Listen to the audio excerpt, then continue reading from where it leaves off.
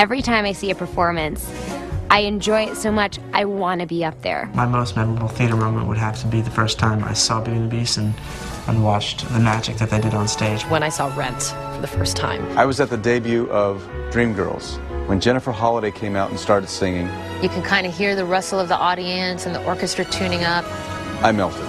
It was amazing. It was like the first rock concert I ever went to. I was so in love with everything that was happening, with every note in the score. Just absolutely incredible. It blew my mind. I do remember being extremely excited. I had to go see it again and again and again after that. It was just a feeling in my gut and a fire in me that really just, I wanted to be up on that stage.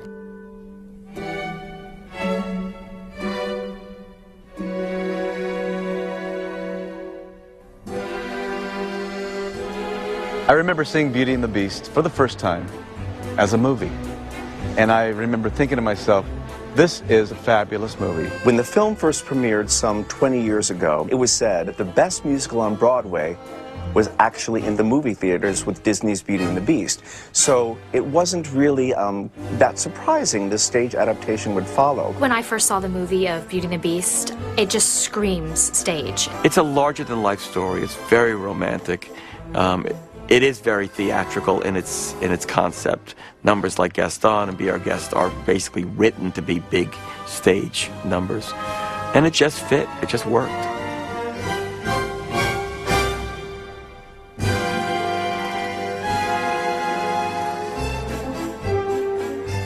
When I saw what Rob Roth had actually come up with the sets and with the adaptation that Linda Wilverton was working on, and Tim Rice and I, of course, wrote new songs. It was a whole experience that I never anticipated. The biggest challenge in changing Beauty and the Beast into a stage musical was the challenge of the objects. How do we allow actors to play these objects? Turning into a physical production. It was all very, very challenging. It was the first production I remember being so blown away at the amount of people on stage and forks and knives and plates. The way that they did that production, it was just as magical and beautiful as when you watch it in the movie. It was immediately a success, earning Tony Awards, several Tony nominations, and again has become one of the longest running shows in Broadway history.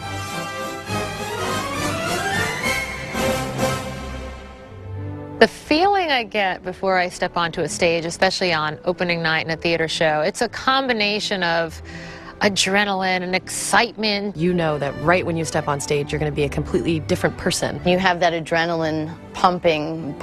I got to tell you, I was so nervous. You feel your heart beating in the back of your neck. It's such a sense of accomplishment when you finish a show. You can sigh, take a deep breath, look around you, there's your castmates. The audience wants to applaud and give me their love. I mean, after that, I just had the butterflies and excitement every night because this was what I worked so hard for so many years.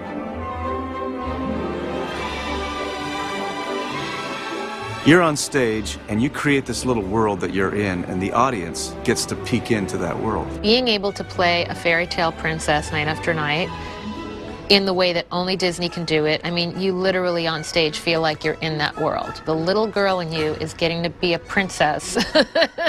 You know, every day of the week. Who gets to do that? It's an honor to have been a part of it and to have it be one of the major things that shaped me as an artist and a musician is a really cool thing. I always loved theater. I loved being on stage. Any chance I could get to do a talent show, a community theater production, anything at all. Dance on a tabletop. I didn't care. I was there. Music was such an important part of the Osmonds growing up. I mean, I can't remember a day when there wasn't music in our lives. Grew up in a very musical home.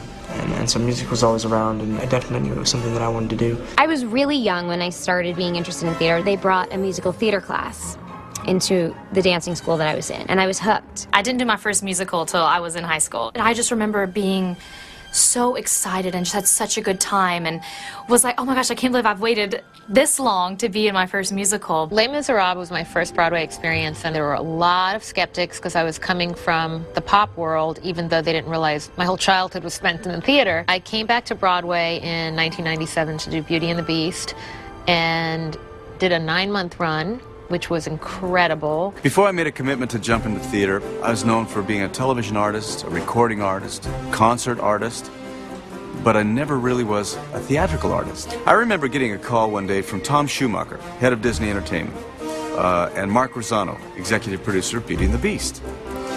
And they said, we want you to be in Beauty and the Beast on Broadway. And I'm thinking, okay, I'm confused. What part? Okay, I'm too short to play the Beast, and I don't really have biceps to spare as Gaston. Maybe they want me to play Belle in drag or something. I don't know. But they said, no, Gaston is the role we'd like you to play. And I think, okay, I really don't have the physique for Gaston. And he said, well, we have technologies to fix that. So I remember thinking, you know, I'm the kind of artist that loves a challenge. You know, give me a challenge, let me tackle it and see if I can do it. So I thought, this is perfect. If I can pull this one off, it's perfect. So I accepted. The goal for me was to do something that I loved. Broadway was the first experience with that. I was just trying to learn as much as I could, and I was trying to absorb it all and experiencing those things and not knowing where it would lead. You know, you never know in this business. I mean, or any business. You just never know where, you know, one path is going to lead you. I was in the ensemble, one of the orphans in Annie. We were blessed with having Mike Nichols as our producer, he is the one who, I believe, saw me in the group of orphans and said, that's your girl right here. I got the role overnight, just like that, and, you know, it changed the course of my life. Doing Sopranos was amazing, and it was my acting school in very many ways, and working with these incredibly talented people, but at the same time, I knew what my passion and my dream was. The only thing I ever dreamed about was being on Broadway. That was it. I made my Broadway debut as Belle in Beauty and the Beast, which was such a dream come true. I was on a tour of a Disney show called On the Record, and one of the producers at Disney said, you know, we're looking for a new Belle, and we would love to see you. And of course, I was like, oh my gosh, I can't believe this is amazing. When I grew up, I wanted to be Belle. Actually, being able to play Belle was like, wow. I was Belle for 8 months.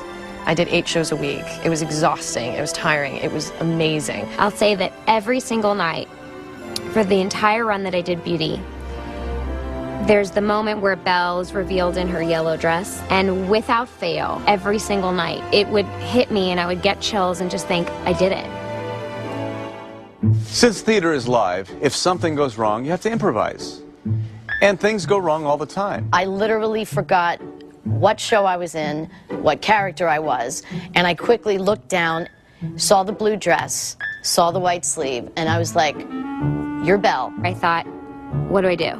What are my lyrics? I forgot everything. What felt like 10 minutes to me was probably about 30 seconds. There was one time where I freestyled an entire song in Beauty and the Beast. I made up all the words. In one of my first performances, the Beast's eyebrow came off. At the very end of the show, Gaston starts stabbing the Beast. Well, I went to grab the knife, and it fell out of my hand. So I just started slapping him. Belle slaps Gaston, and as I did, this little 4-year-old girl in the front row, she said, you go, girl. That was the end of that and scene. Beauty and the Beast played a big part in me discovering that music, recording, and being an artist was something that I wanted to do. There was this Christmas CD that the Broadway shows always put together every year. One year they asked me to sing a song on it, and so my dad and I said, what if we wrote a song, an original song, and sang it? And they said, that'd be great. And so we wrote this song called Joy the World, A Christmas Prayer. First song I'd ever recorded in a studio and all that, and it's kind of funny, but looking back on it now.